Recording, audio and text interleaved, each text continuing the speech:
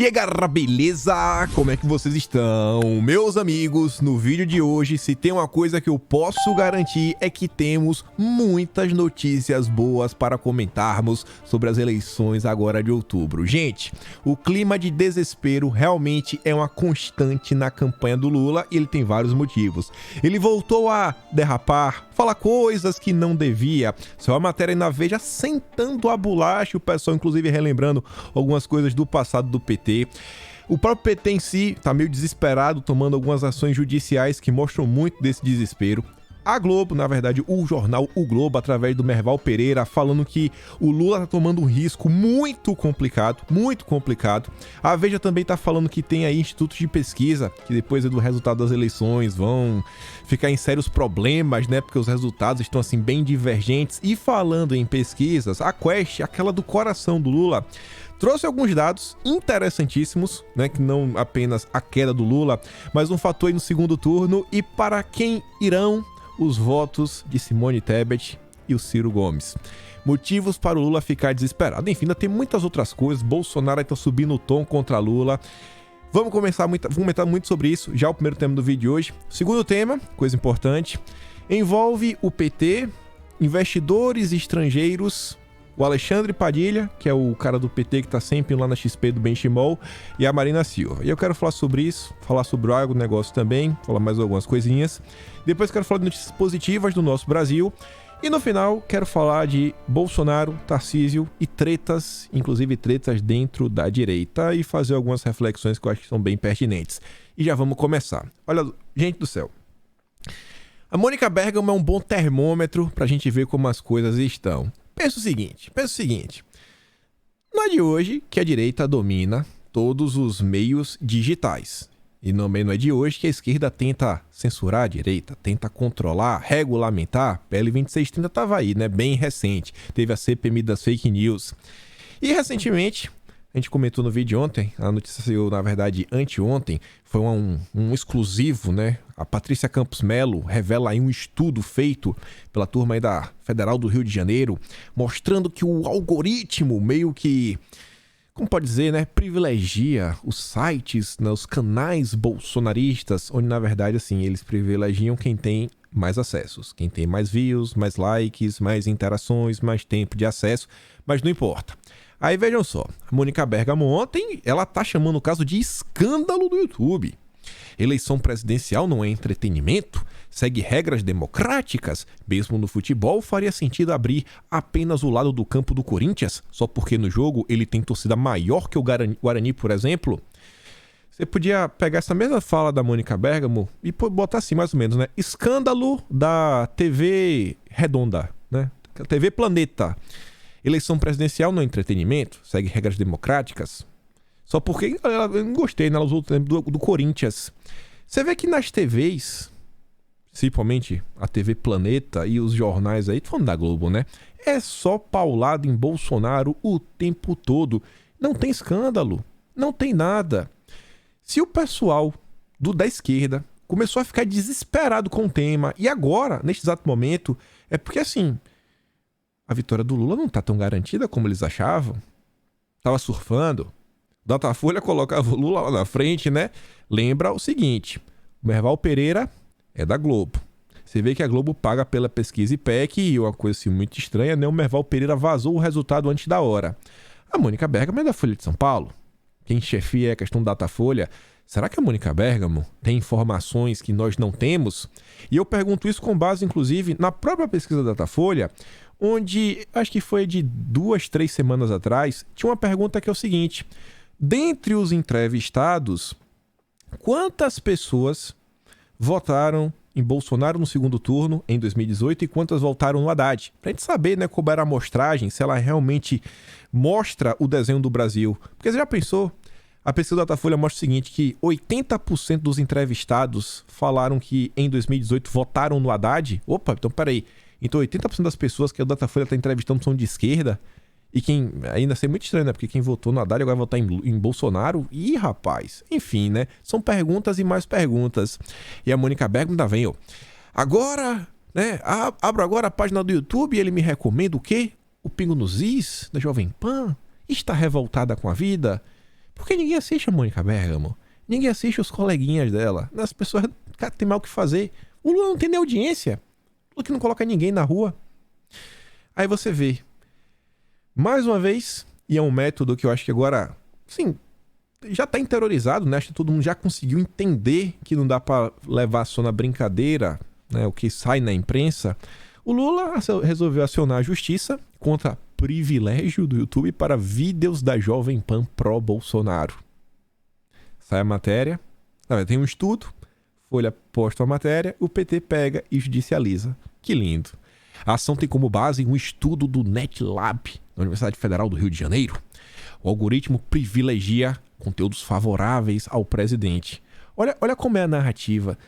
O YouTube, assim, não é que o algoritmo privilegia quem tem mais views. Não é quem tem mais views.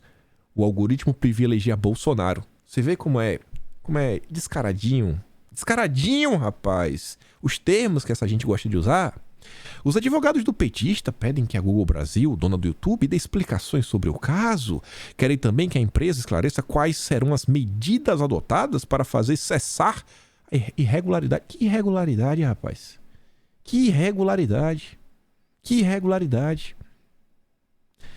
No pedido, os advogados destacaram que o Google assinou com o TSE um memorando em que se compromete a adotar medidas para que os usuários da plataforma possam ter acesso a um contexto amplo de informações de fontes confiáveis.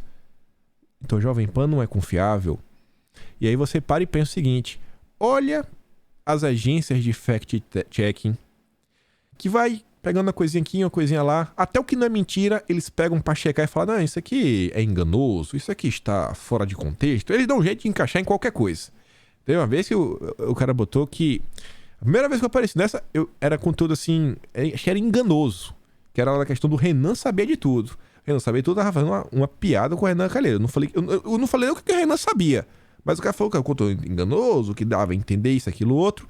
E aí falava assim, o cara me perguntava, né, com base em que você disse que o Renan conhece o Carlos Gabas? Aí eu lembro que eu respondi, eu falei: irmão, se eu tiver que te contar porque o Renan e o Carlos Gabas se conhecem, são amigos, é melhor tu me contratar pra fazer o teu serviço. Aí colocou lá na nota, né, achando que tava tirando onda. Passou 2 semanas, a Folha de São Paulo fez uma matéria mostrando as relações entre Renan Calheiros e Carlos Gabas. Essa é a turma do fact-checking. Só que é isso, eles fazem essas matérias, criam esse arcabouço, porque agora, com os judicialistas, fala aqui, ó, essas pessoas são comprovadamente divulgadoras de fake news. Com base em quê? Com base em outras matérias que nós já soltamos no passado.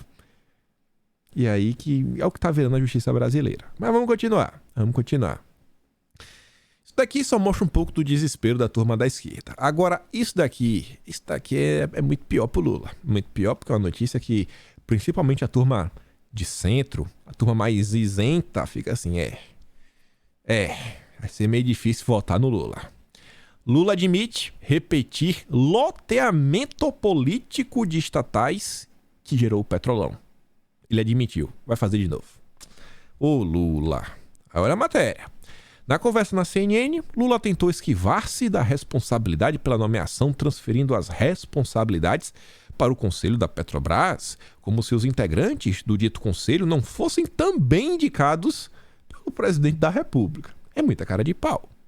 Admitindo isso que Lula nunca sequer suspeitou do que acontecia na Petrobras, o apresentador questionou o presidente sobre um fato consumado. É o seguinte: o aparelhamento político, motor da roubalheira, vai continuar se for eleito? Eis a resposta do Lulinha. Abre aspas. Acontece em qualquer democracia de país no mundo.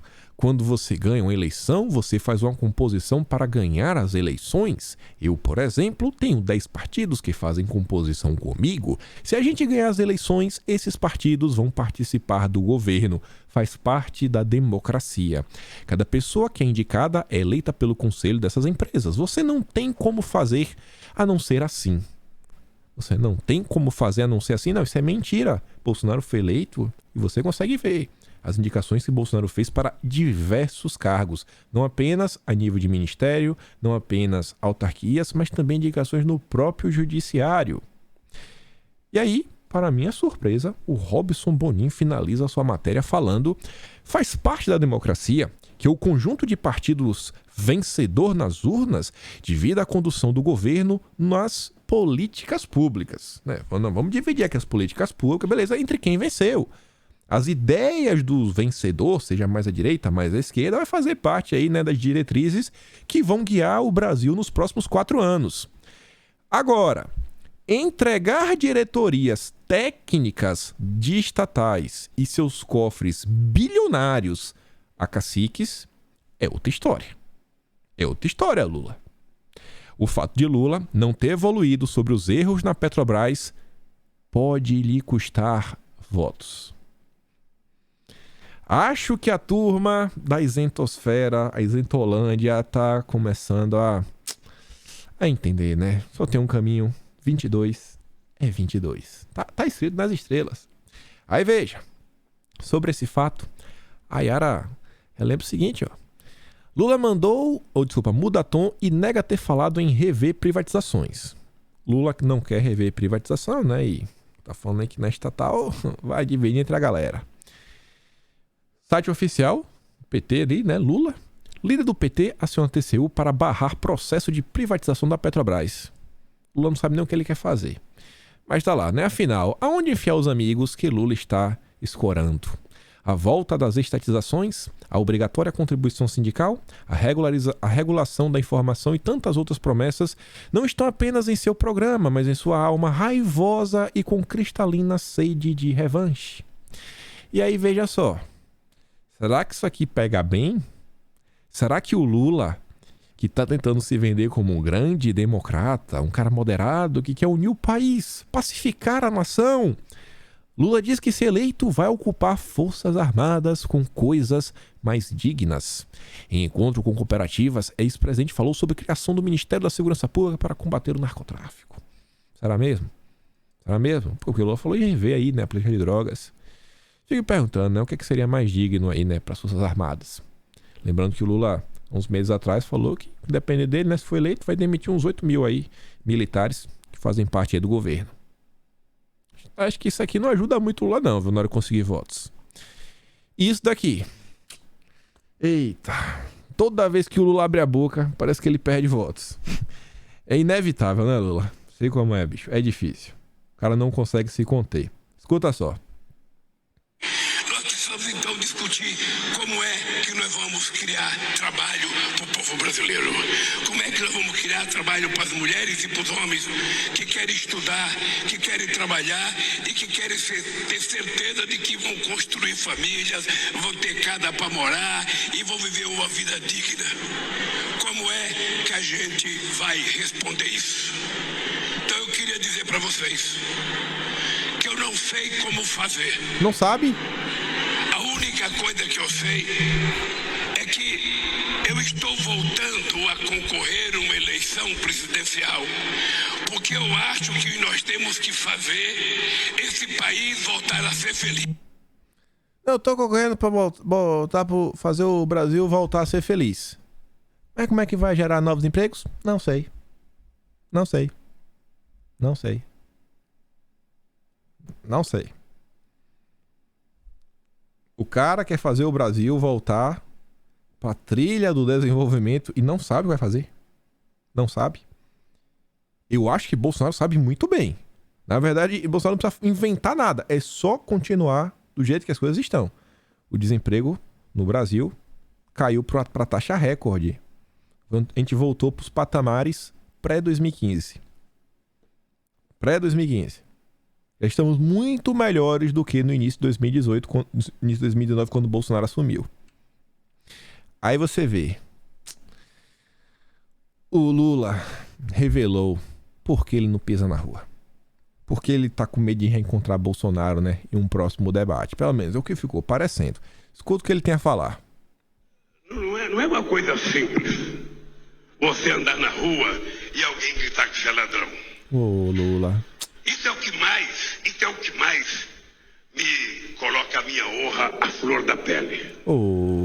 Porque eu aceito me chamar até de corintiano. Mas não posso aceitar que um canalha qualquer nesse país me chame de ladrão. Não é uma coisa assim. O Lula não consegue aceitar que alguém chama ele de ladrão. Ô Lula, fica triste não. Bolsonaro ouviu suas preces. Ele agora te chamou de pinguço. Bolsonaro chama Lula de pinguço e diz que o Brasil terá liberdade a qualquer preço. Até que Estadão, né?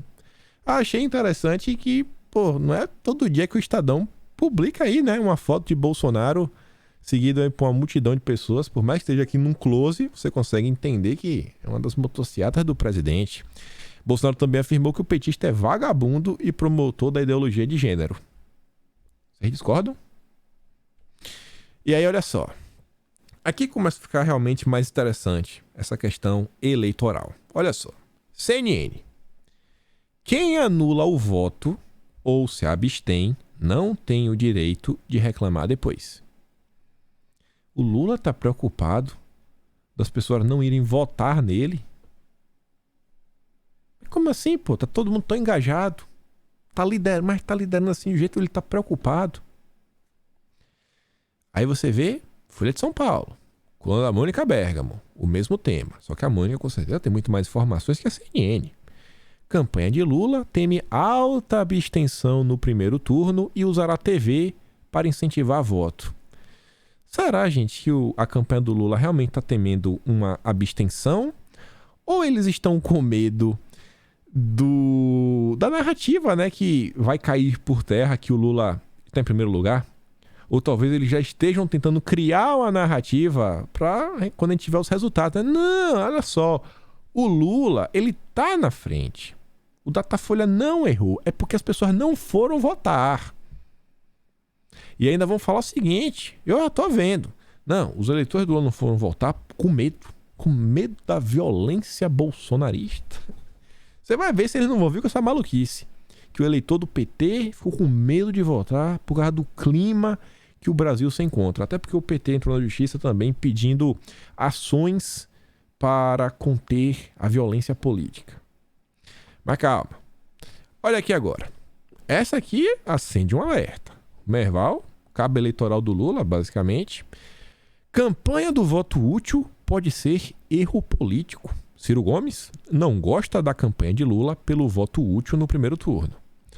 O Vilimigo fala o seguinte, né? Merval Pereira pisa em ovos para criticar a campanha pelo voto útil do Lula, dizendo que se não vier a vitória no primeiro turno, isso vai fortalecer Bolsonaro e que deveria ser voto útil e o que deveria ser voto útil pode se tornar em voto no adversário. E aí vamos olhar a matéria. 2 parágrafos. A ideia central do Merval está aqui, ó. O Merval diz que ele acha um erro político, porque se não conseguir a vitória, além de animar o adversário, abate a moral e entra desanimado no segundo turno. O Lula está indo pro tudo ou nada, como aconteceu em 2006 contra a Alckmin. Dá a sensação de que cria um objetivo inalcançável e que o adversário venceu. Eu acho que Bolsonaro está vencendo.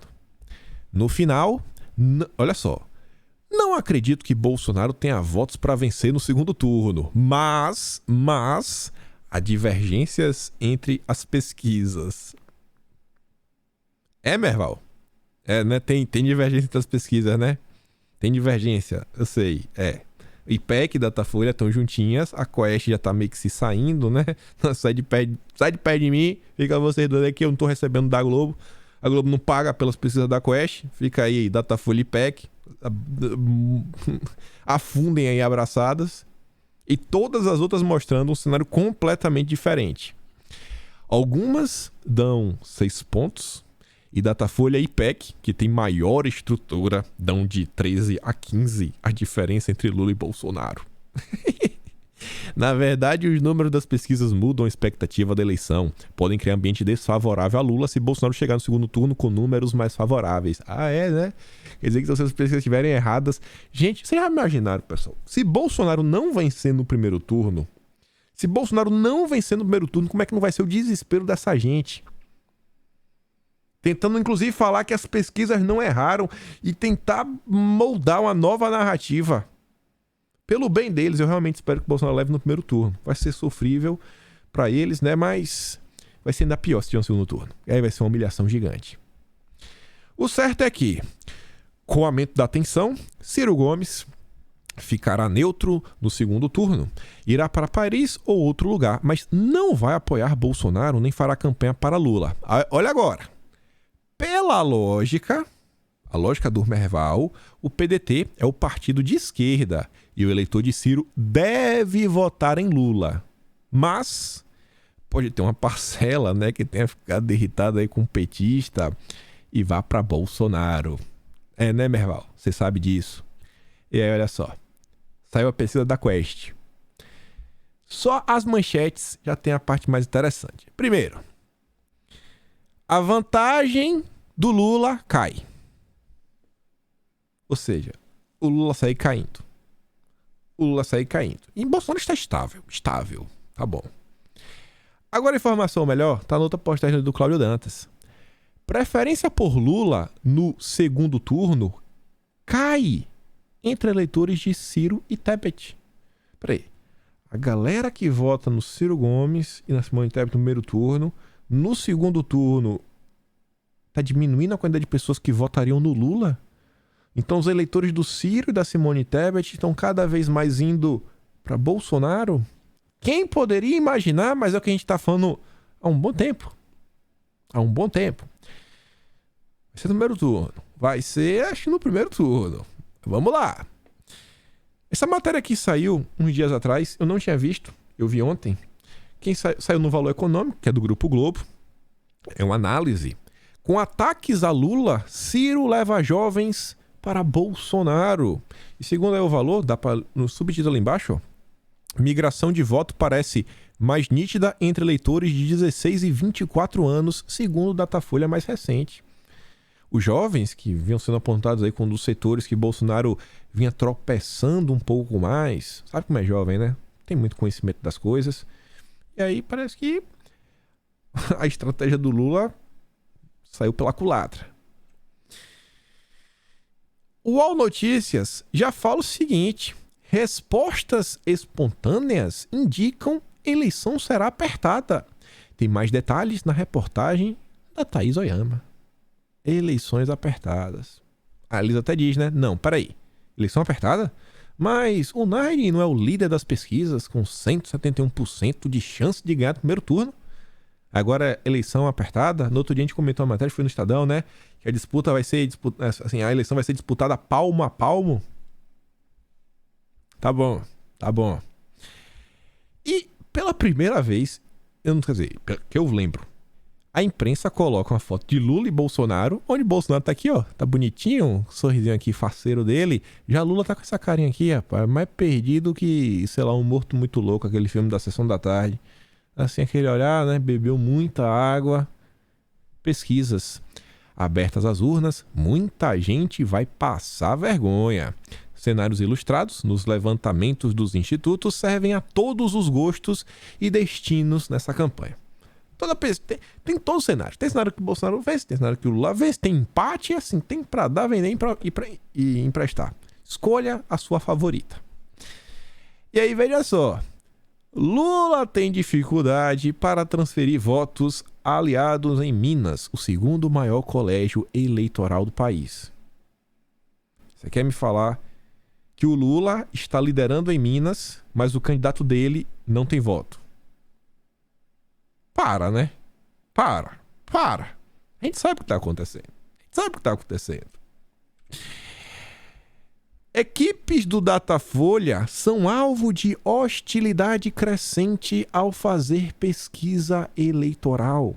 Essa matéria, inclusive, ela cita um vídeo que está circulando nas redes sociais, onde uma entrevistadora do Datafolha é questionada. O cara fala assim, se Bolsonaro, quem vota em Bolsonaro você não entrevista não, é? E ela sai lá andando, meio fingindo que não tem nada acontecendo. Aí o Datafolha fala que tá muito violento, né? Os bolsonaristas com Datafolha, etc. Independente disso, né? Repudiou qualquer tipo de violência. Fica aqui uma reflexão que é o chamado voto envergonhado. Inclusive alguma coisa que analistas já levantaram, que quando diz que é do Datafolha, quem vota em Bolsonaro às vezes se recusa a responder. Por isso que é importante que naquela pesquisa que foi 2-3 semanas atrás, que foi no início do vídeo, que o Datafolha mostrasse quantas pessoas foram entrevistadas, das pessoas que foram entrevistadas, quantas votaram no Haddad e quantas votaram em Bolsonaro no segundo turno de 2018. Pra gente ver se essa amostra condiz com a realidade. Se essa amostra condiz com a realidade. Bolsonaro venceu com 58% dos votos. O ideal é que a pesquisa mostre que 58% dos entrevistados votaram em Bolsonaro, 42% no Haddad. Sei que também tem lá abstenção, voto nulo, etc. Mas pegar esse mesmo cenário. Isso seria muito interessante. Muito interessante. Mas o Datafolha não revela. Eu acho que a Mônica Bergamo deve saber a resposta. Eu sei que eu não sei. E aí, veja. Globo, viu? Globo News. Globo falando do Lula. De alguns integrantes da campanha de Lula, que a campanha está muito devagar, que precisa acelerar, que precisa aquecer, ter mais agendas, e eles vão apostar daqui para frente, devem apostar daqui para frente, em agendas com nichos, com segmentos específicos do eleitorado. Agora, essa opção deriva também de uma constatação da campanha, que é a dificuldade de reunir público nos atos de rua, nos comícios, nas manifestações, nas agendas de rua de Lula aqui em São Paulo. Para citar 3 exemplos, no sábado teve um comício em Taboão da Serra que foi amplamente divulgado e pouco mais de 3 mil pessoas, só ficou muito aquém do esperado. O integrante da campanha até reconheceu que foi uma agenda ruim. No mesmo dia houve uma mobilização, uma manifestação na Avenida Paulista de movimentos que apoiam Lula. Era para ser uma resposta ao 7 de setembro de Bolsonaro. Eles tiveram 1 mês e meio para organizar essa manifestação e reuniu algumas centenas de manifestantes. E mesmo o comício que teve no Vale do Anhangabaú, que era para ser uma reedição das diretas já, juntou mais ou menos 10 mil pessoas. Eles esperavam muito mais, esperavam cerca de 50 mil pessoas. Então a aposta nessas agendas de nicho é muito por causa disso, pela dificuldade que eles estão tendo em organizar atos de rua com grande público aqui em São Paulo. Isso preocupa a campanha, porque eles apostam na centralidade de São Paulo para definir essas eleições. São Paulo é estado-chave, o maior colégio eleitoral do país. Gente, a Bahia, que é o 4º maior colégio eleitoral, eu sei de cabeça que é o meu estado, se eu não me engano tem em torno de 11 milhões de eleitores. São Paulo tem 33. 3 vezes mais. Bahia é o 4º e tem 1/3 do que tem São Paulo. E os petistas estão preocupados. Eles não conseguem. Você viu, né? Teve mais de 1 mês para organizar e não deu certo. Centenas de pessoas. Ele não deu nem 1.000, não foi nem milhares, foi centenas. Não bateu nem 1.000 pessoas. A gente mostrou, né? Foi engraçado a própria matéria do João falando que todas as faixas em um sentido, né? Em uma via de, assim, em Avenida Grande, né? 3 faixas de um lado, 3 faixas de outro. Um lado estava liberado por carro transitar, no outro lado estava ocupado. E eu não sei se tinha 100 pessoas.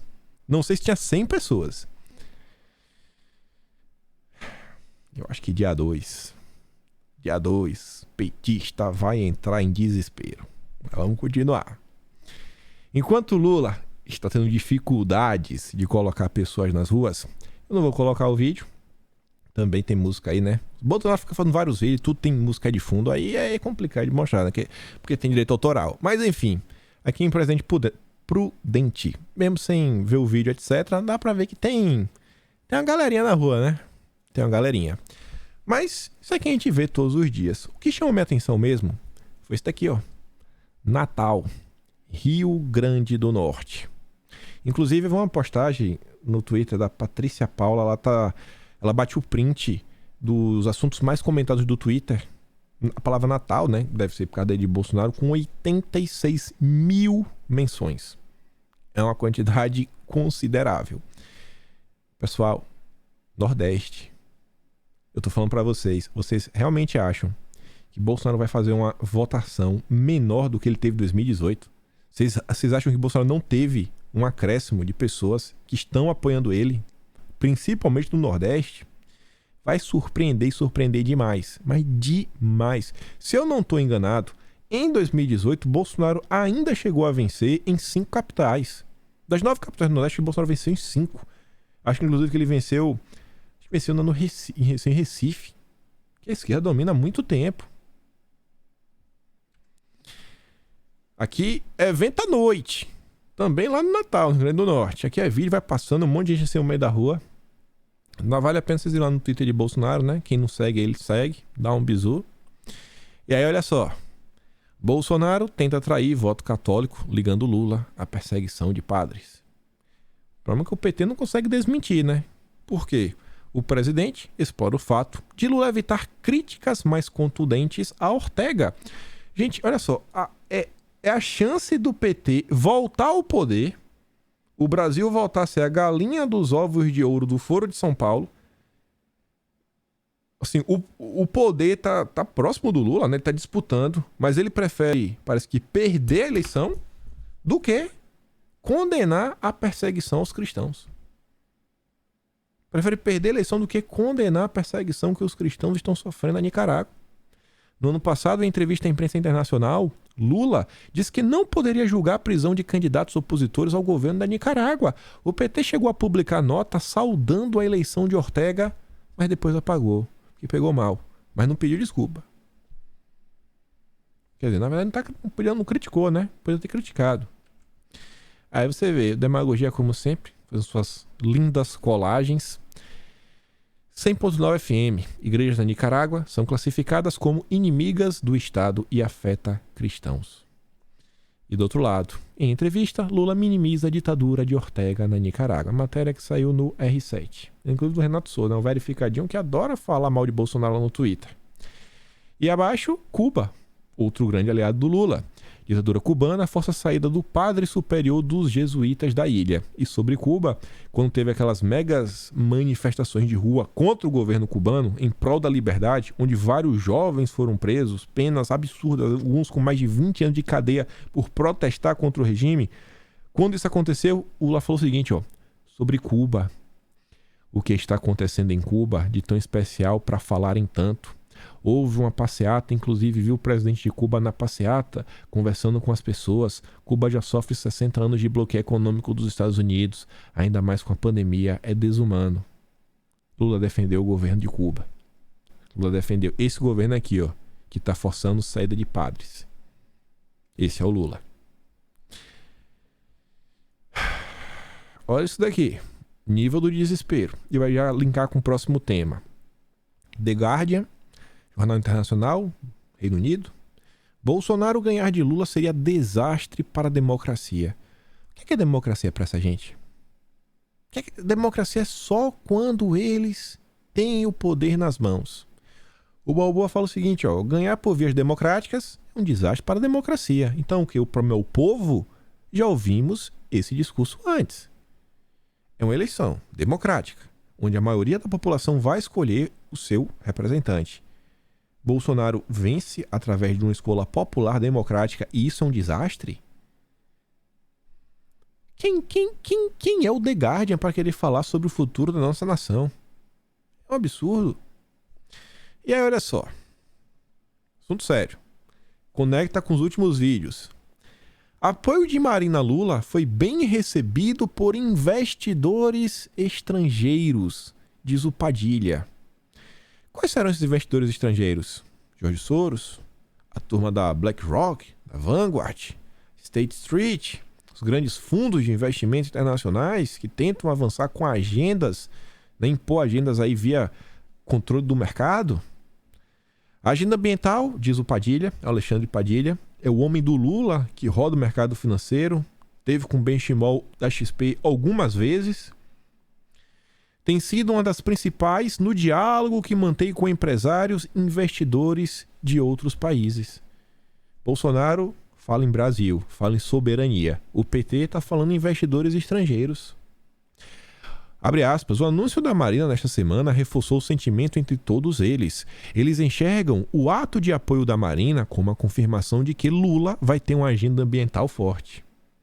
Afirmou o petista a jornalistas durante ato de campanha do ex-presidente em São Paulo. Mais cedo, o Padilha havia se reunido com representantes de um fundo de investimento britânico. O The Guardian é britânico. Durante a tarde do mesmo dia, terá uma reunião com investidores comunas, aquele país vermelhinho. E aí essa notícia, ela tem total conexão com o que a gente comentou no vídeo de anteontem. Creio que foi de anteontem. Em jantar com empresários, Marina diz que a bancada de deputados ligados a Lula tem que aumentar. E tava lá a Marina com, você vê, né, uma executiva do mercado financeiro, que deve conhecer investidores internacionais, tava com a Marina, tava o Boulos, tava o Paulo Teixeira, tava o Orlando Silva. Aí falava, a lista de 60 convidados para o jantar refletiu os tempos da nova polarização. E é quem tava falando, né, a turminha woke. Turminha woke americana, europeia, comuna, esses empresários liberais progressistas, alguns até mais comum na mesma raiz, outros menos, mas todos conectados por uma agenda de poder e controle. Olha os frutos. O Alexandre Padilha está de sorriso, né, de um lado a outro. O que é que essa gente quer com o Brasil? E aí, olha só. Ainda o tema ambiental. Restrições ambientais podem atingir cerca de 80% das exportações agrícolas do Brasil para a Europa. Isso é por causa dessa nova lei, né? Essa nova proposta dos europeus, a due diligence, a gente comentou muito no vídeo de ontem.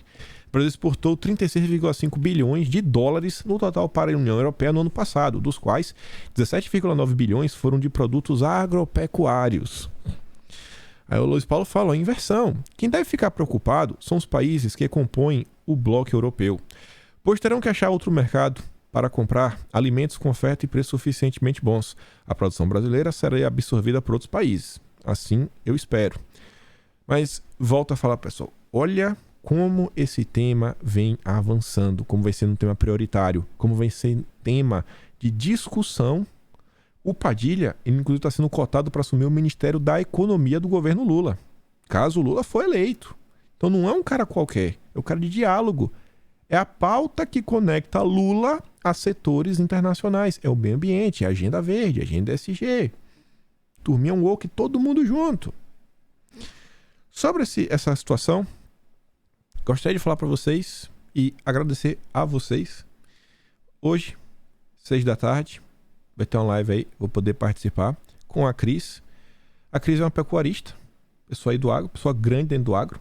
Você vê ali embaixo, ó, presidente de Câmara Pecuária de Agricultura de São Paulo, coordenadora do agro e faz parte de vários conselhos, né? A gente vai falar o patriotismo de ser um brasileiro, mas eu quero falar de várias coisas, né? Aqui alguns grupos que ela faz parte, ó, Confederação das Associações Comerciais e Empresariais do Brasil, Associação Comercial de São Paulo, Federação das Associações Comerciais do Estado de São Paulo e Conselho Nacional da Mulher Empreendedora e da Cultura. Ou seja, graças a vocês, todo o engajamento que vocês vêm dando, etc., a gente vai ter a oportunidade de levar vários assuntos que a gente comenta em vídeo. Vou fazer questão de bater em várias teclas de assuntos ligados ao agro. Porque, você vê, ó, olha a quantidade de locais que a Cris consegue sentar, ter voz. Pô, eu acho que a gente está defendendo algumas pautas que são importantíssimas para o nosso país. É importante nós defendermos a nossa soberania nacional, colocar o Brasil em primeiro lugar, mostrar realmente o que é que está acontecendo no agronegócio, que é muito longe, essas histórias que o agricultor é isso, que o agricultor é aquilo outro, que é o desmatamento, cara, não tem nada disso. Tem nada disso. O que eles querem fazer é algo totalmente diferente. Totalmente diferente. Totalmente diferente. A gente vai lá tentar levar a informação à frente.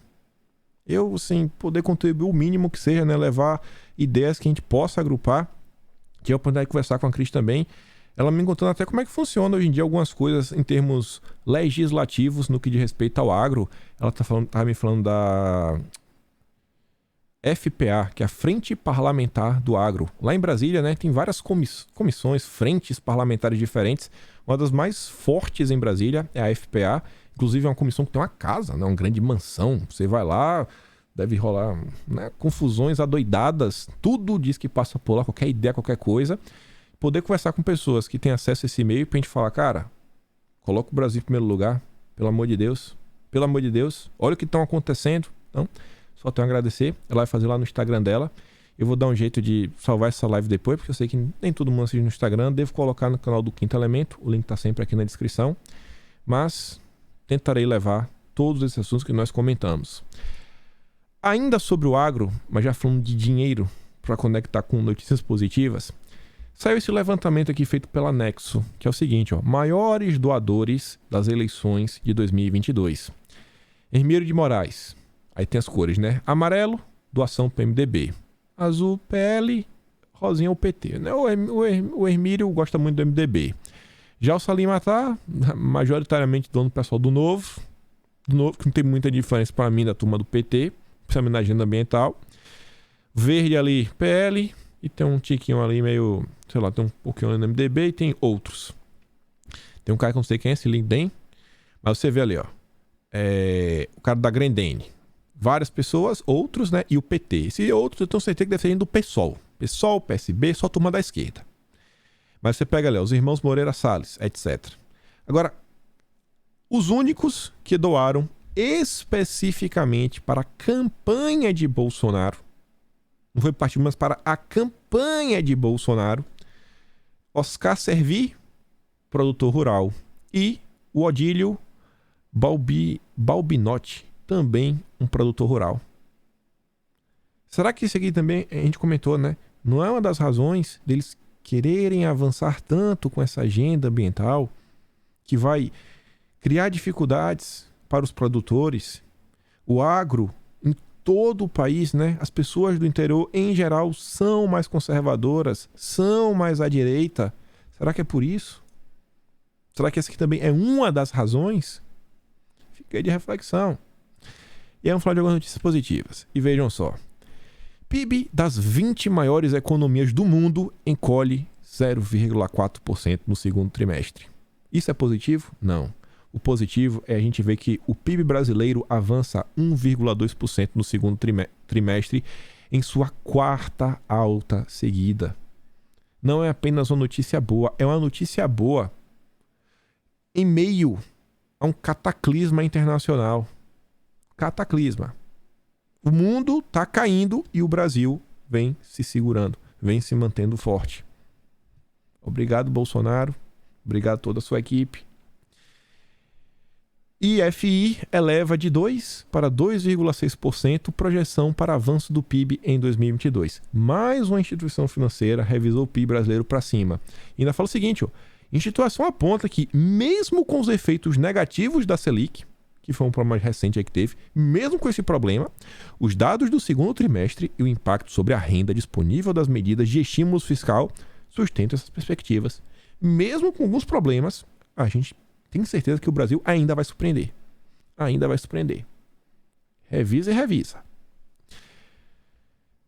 O Rafael Babu, em final de julho, tinha dito o seguinte, ó, o preço do etanol já está derretendo no Brasil. Puxará a gasolina mais para baixo também. Guedes colocou todo mundo para brigar. Liberalismo é triste. Aí tá lá, ó. Após forte queda de preço, mercado de etanol entra em novo normal. Hidratado recupera competitividade em relação à gasolina e vendas tendem a crescer. O pessoal teve que baixar o preço. Baixa o preço, baixa o preço. As coisas estão melhorando. Os preços no Brasil estão abaixando. Empregos estão sendo gerados. O Brasil vai dar certo. Isso aqui é uma notícia positiva. Gente, isso aqui não tem como comentar. Depois de todos esses anos, a gente comentando da turma da mamataria, turma do Maynard, chegou o dia, primeiro, o ano onde o Maynard deu tchau, é hora de dar tchau, e o seu sócio, o Mário Sabino, se despediu dos editoriais do Antagonista e da revista Cruzoé. Porque agora o Mário Sabino vai cuidar da sucursal do Metrópolis do estado de São Paulo. Eu quero ver o que é que Moro vai falar sobre o Luiz Estevão. Quero ver o que o Moro vai falar sobre isso. Pena que eu acho que no final do dia, né, o Cláudio Dantas só recebeu a parte dele quando o Antagonista acabou, né? No fim do tempo, o Maynard e o Mário Sabino enganaram o Cláudio Dantas. Coitado não. O Dantas agora até podcast já inventou. Lançou ontem, primeiro episódio do podcast com a Soraya Tronic. Tá dando luzes no cabelo, né? O Dantas realmente tá mudado. O ator te diz, e o Sabino, que vai comandar economia e negócios para... É o Sabino que vai comandar economia e negócios para Luiz Estevão? Vai cobrir Álvares e Marçal? Virou especialista em boletagem? Entenda. Ai. E vamos falar de um assunto que rendeu e muito no dia de ontem. E aqui tem muita coisa mesmo pra gente falar. Falar de eleição, falar do pós-eleição. A gente já tinha comentado no vídeo ontem, de forma rápida. Eu acho impossível vocês não estarem sabendo o que aconteceu, né, lá no debate. O deputado, que é candidato, chamou mais atenção do que os debatedores, né? Ele roubou a cena. E aí, no meio de tantas desavenças, né, opiniões divergentes nas redes sociais, eu selecionei algumas para trazer para vocês. Também tem as minhas, que eu quero pontuar aqui independente da galera, porque eu acho que tem algumas coisas que a gente realmente precisa destacar e mostrar também como foi algumas coisas, né, algumas repercussões que nós tivemos ao longo do dia de ontem. Quero começar aqui com o Eduardo Bolsonaro. Eu acho que esse aqui, ninguém vai me falar que, sei lá, nada, é o filho do presidente da República. Acho que ele tem uma moral para falar de alguns assuntos. E ele fala o seguinte: o que ocorreu ontem, após o debate dos candidatos ao governo de São Paulo, é lamentável por muitos motivos. Em primeiro lugar, uma justificativa para provocar uma jornalista e tentar constrangê-la gratuitamente no seu local de trabalho, sem que ela tenha dado qualquer motivo para isso. Em segundo lugar, já passou da hora de entendermos que, quando somos eleitos para o Congresso, né, para o Legislativo de um Estado, não podemos agir como se estivéssemos na internet, já que nossas atitudes têm consequências para os nossos aliados e para nossos eleitores. Não é a primeira vez que um político toma uma decisão, tem uma iniciativa que gera repercussão e repercussão negativa. Não é a primeira vez. Ninguém constrói nada sozinho na política. E essas atitudes inconsequentes, visando os holofotes e a autopromoção, além de erradas em si mesmas, podem pôr a perder um trabalho de meses, reforçar estereótipos e trazer prejuízos para todo um grupo político. Grupo, política, é grupo. A pessoa sozinha não faz nada. Neste caso, né, o grupo político é a direita.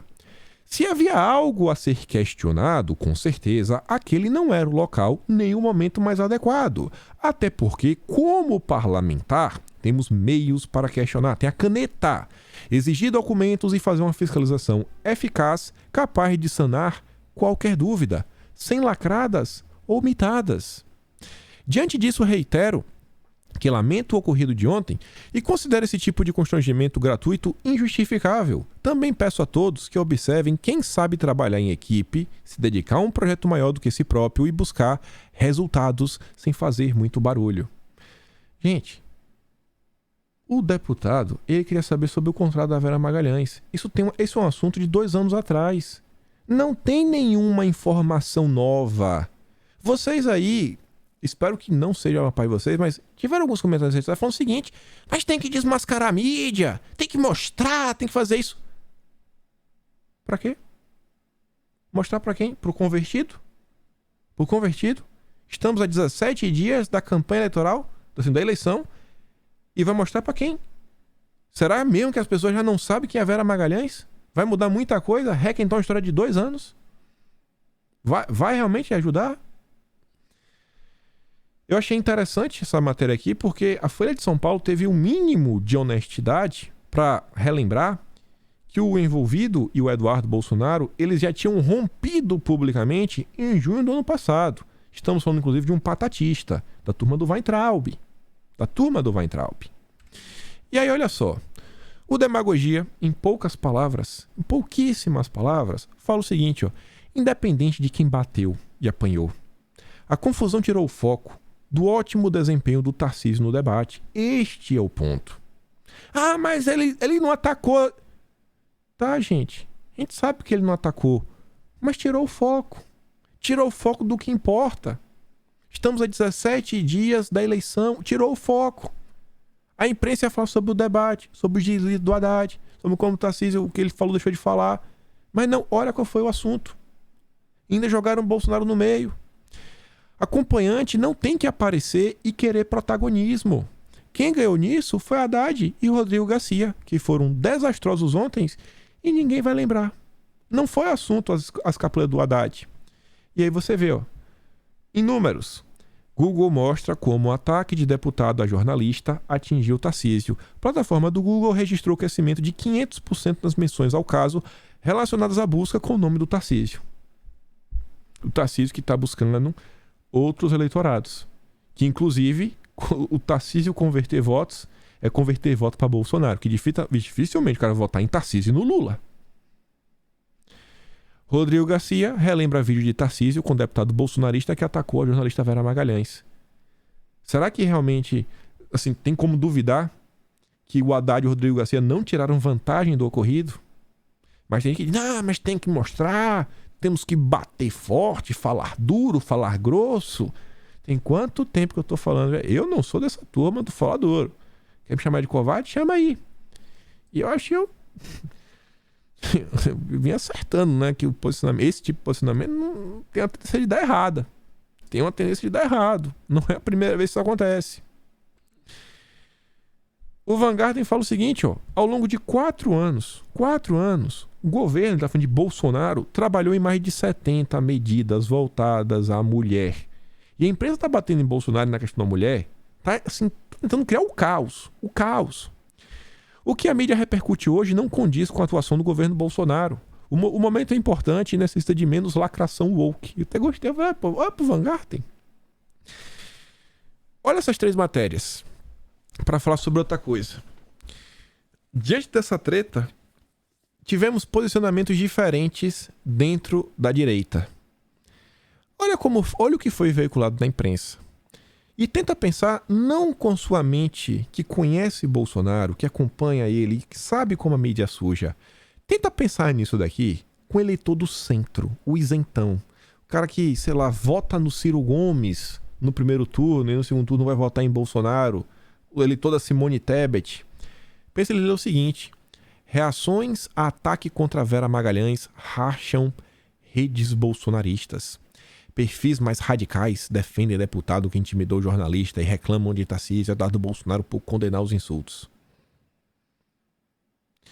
Apoiadores de Bolsonaro criticam Tarcísio por condenar ataque de deputada Vera Magalhães. Desculpa de Tarcísio a jornalista reacendeu racha com bolsonaristas raiz. Vários influenciadores, perfis gigantes. Não é a primeira vez que isso acontece. Isso acontece em outros momentos, né? Tem gente que falou, a vontade de Bolsonaro acabou, é game over, não faça isso, não faça aquilo outro, não fale mais comigo, né? Com grandes poderes vem grandes responsabilidades. Eu realmente, assim, todo dia eu fico pensando, cara, a quantidade de pessoas que gastam 1 hora do dia delas pra me ouvir, eu tenho que ter um mínimo de responsabilidade na hora que, ó, eu ligar esse microfone e na hora que eu abrir o meu Twitter, que eu abrir meu Instagram, porque o que eu fizer pode trazer repercussão negativa pra muita gente. Eu não posso pegar o que vocês me dão e fazer isso daqui. Me perdoa. Eu não quero nunca ser motivo de discórdia. Pra quem ainda até não entendeu, olha a Mônica Bergamo. Uma das diversões hoje é ver influencers bolsonaristas xingando o Tarcísio por condenar a agressão a Vera Magalhães. Será que isso aqui pega bem para a imagem do Tarcísio a 17 dias da eleição?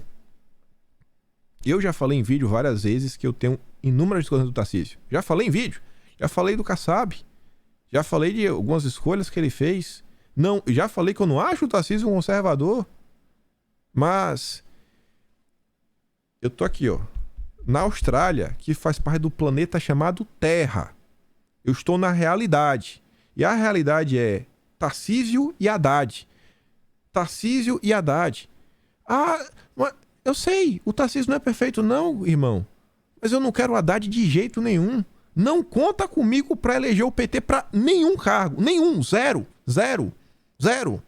Mas zero. Zero. Zero. Zero. Até se, sei lá, o Tarcísio falasse mal de Bolsonaro amanhã, não, ele criticasse, sei lá, Bolsonaro fez alguma coisa na velha, ele criticou, eu ainda vou apoiar o Tarcísio, porque o Haddad de jeito nenhum. Eu não conta comigo pra ajudar um petista. Não conta comigo pra isso. Não, tô de boa, tá ligado? Se aí acabar a eleição, aí a gente pode conversar, a gente pode fazer outra coisa. Estamos a 17 dias. É um período diferente. Ah, mas não pode criticar. Estamos a 17 dias das eleições. As pessoas não conseguem pensar nisso. Em momento... Ó, até a Mônica Bergamo, gente, consegue pontuar. Estamos em um momento crítico da campanha. E com o pai rejeitado pela maioria das mulheres, Eduardo Bolsonaro também condenou o que aconteceu. Mas sobre ele, alguns influenciadores estão calados, né? Algumas pessoas não criticaram Eduardo Bolsonaro. 17 dias. A Tsuki, com sua sabedoria oriental, falou o seguinte, ó.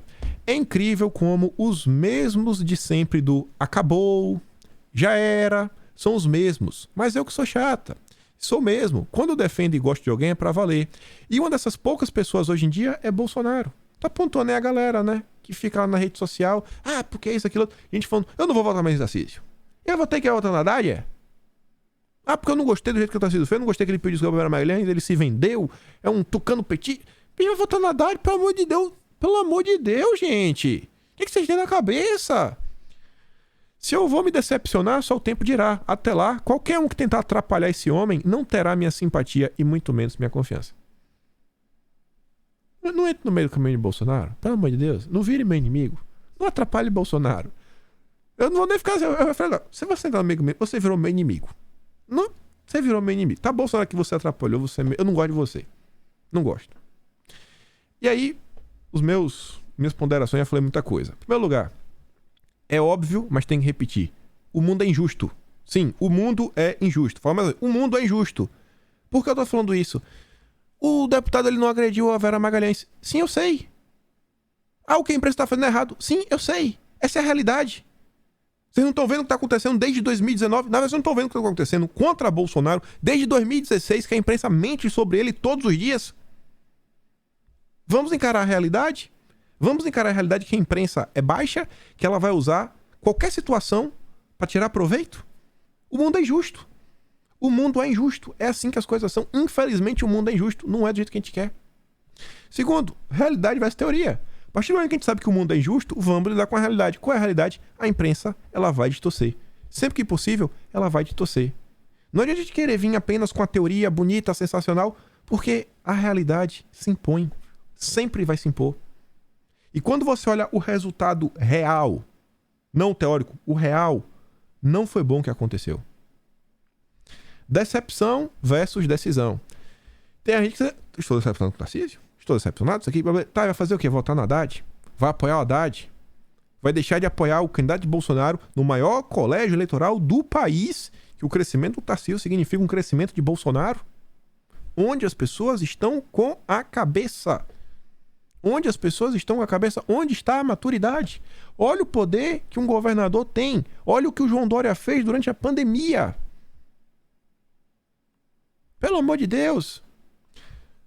Volto a falar, estamos a 17 dias das eleições. A importância, assim, qual era a importância desse fato, do contrato? Um assunto de 2 anos, não muda nada. Todo mundo sabe quem é a Vera Magalhães, ela não é candidata. Todo mundo sabe que ela apoia o Lula, e daí? Não vai mudar. Botei aqui caso Bolsonaro. Eu vi algumas pessoas comentando o seguinte, mas Bolsonaro pode falar da Vera Magalhães? Por que o cara não pode? Porque é diferente. Bolsonaro não foi até a Vera Magalhães encher o saco dela, pegar o telefone, começar a falar isso, falar aquilo outro, requentar um assunto passado. Bolsonaro, quando ele responde a Vera Magalhães no debate, ele responde a ela. Ela faz uma pergunta pra ele e ele responde na lata. Ali, é na hora, é do momento. Então foi assim, ó, foi aquela réplica dura, foi isso. Ele não foi lá, ela tava sentada, ele foi lá, ligou a câmera. Não foi isso que aconteceu. Então é diferente. Não tenta igualar os casos, porque não são iguais. E por fim, cada um no seu quadrado. Eu realmente, assim, eu gostaria que as pessoas entendessem que cada pessoa tem, sabe, um papel diferente. E eu realmente queria que as pessoas... Claro, eu citei que, às vezes, tem uma pessoa com... Se você já tem um perfil com 5 mil, com 10 mil seguidores, com 1.000 seguidores, cara, você já fala com muitas pessoas. Quanto maior o seu perfil, mais responsabilidade você deve ter. Independente que você não tenha um canal no YouTube, que não tenha nada, gente, tentem pensar de forma um pouco mais responsável, tendo um certo plano de ação. Para avançar aqui nesse tema, deixei esse comentário aqui por fim, porque fala também do pós-eleição. O clã levantou um tema importantíssimo. Isso daqui é um exemplo da realidade, que ilustra bem um episódio, assim, foi extremamente similar. Ele fala o seguinte, ó: eu lembro quando vencemos o pleito da Câmara dos Deputados, derrubamos o Maia e toda a sua trupe. Isso foi em fevereiro de 2021, foi comemoração, falou, agora vai. Agora os projetos para o Brasil avançar, eles vão para frente. Não tem mais o Maia atrapalhando, foi festa. Era a esquerda cabisbaixa, Bolsonaro crescendo, assim, tava indo tudo muito bem. O primeiro ato do Lira na época foi revogar, né, alguns atos do Maia que dava vantagem para esquerdistas. O próximo passo era repartir as comissões. E aí tava todo mundo feliz. A Bia ia pegar a CCJ, a Zambelli ia pegar outra comissão, né? O pessoal do PL ia pegar 4 comissões, Major Bitturuta também. Isso ia ser sensacional. Tava tudo indo bem. A CPMI das fake news estava desmoralizada, algumas coisas também, ninguém mais falava muita coisa. Tudo indicava que Bolsonaro finalmente ia governar. E aí um deputado resolveu lacrar. Gravou um vídeo. E a Câmara que mostrava assim, não, agora a gente vai começar a votar os projetos para destravar o país. Começou a se debruçar para outro tema. Tomou conta do judiciário, do noticiário, do judiciário. E a votação disso, votação daquilo, votação daquilo outro. E aí ficava, mas o que está acontecendo é justo, é justo. Mas é a realidade, o mundo é injusto. E como o Eduardo Bolsonaro falou, quando você se elege para um cargo no Congresso, deputado, etc., quando você tem uma caneta, né, que não é a caneta, a BIC diferenciada, você tem que se comportar de acordo com o cargo. Tudo foi praticamente por água abaixo. E os 2 anos seguintes foi uma crise com o judiciário. Entendam, muitos pagam pela tolice de poucos. Muitos projetos excelentes estão soterrados nos gabinetes dos ministros porque foram lacrar, né, com os caras, não tiveram força para brancar e no final das contas sobra para Bolsonaro, né, pagar a conta e tentar resolver. Não pode ser moleque. É pior que ser deputeg. E o Clã termina falando o seguinte: vou dizer uma coisa a vocês, queridos tios e tias do Zap, quem eu respeito. Os executivos e legislativos que vierem da eleição deste ano poderão decidir em qual grau a intensidade da Agenda 2030 vai ser aplicada no Brasil. É muito importante vocês entenderem o que está em jogo no Brasil. É muito, muito importante que o seu voto seja mais racional do que emocional. Há no direito internacional uma tese de direitos coletivos internacionais, que é uma nova onda do momento. Bons legisladores e executores são essenciais para lidarmos com a demanda que se impõe. Precisamos de gente que, obviamente, seja pró-Bolsonaro, mas que saibam trabalhar em equipe, saibam pensar. Tem deputado que aparece um tema, ele aborda esse tema de forma pública, de uma forma tão caricata, tão absurda, que ele perde apoio no legislativo porque a imprensa vê aquele material rico, fala, nossa, entregou de bandeja. Aí a imprensa pega o que ele faz, começa a distorcer tudo, cria aquele caos e fala assim, ó, se você vota do mesmo jeito que esse deputado vota, você é um democrata. Você é um golpista. Você é isso. Você é aquilo outro. E aí começa a afugentar, né? E começa a afugentar o apoio. Lembre de uma pauta, que é uma PEC, que tem tudo a ver com as eleições, que já foi aprovada no Brasil no passado. E olha como a imprensa, não sozinha, óbvio, conseguiu criar uma confusão tão grande que eu nem falo do que quem tá falando, para não gerar problema. Virou um assunto assim que não comente, que vai dar ruim. Então, às vezes, o trabalho tá, né, entregar o resultado. Fazer uma denúncia aqui, mas coisas coerentes, no lugar certo, na hora certa, no momento certo, no time certo. A direita precisa amadurecer muito. Já passaram alguns anos. Não estamos mais em 2018, não estamos mais em 2013, 2014, 2015. Não, estamos aqui em 2023. A esquerda, e principalmente essa esquerda que está vindo aí, não é uma esquerda qualquer. Enquanto o deputado do Centrão é um cara meio pragmático, né? Não tem uma agenda definida, a turma da esquerda que está vindo agora é a da Marina, que está em conversa com investidores internacionais. É a turma que tem conexão direta com os parlamentares europeus. É a turma que tem conexão direta com os parlamentares americanos. É a turma que tem um vasto arcabouço jurídico, né, por detrás dele, de retaguarda, que vem com tudo. Você vê a força que um Randolph tem. Precisamos mais do que nunca. Cara, quem que a gente vai colocar lá? É o cara porque ele entende um pouco de política, ele sabe o que ele está falando? Deixa aí, né? Reflexão. Eu acho que aqui vale muito a pena a gente discutir.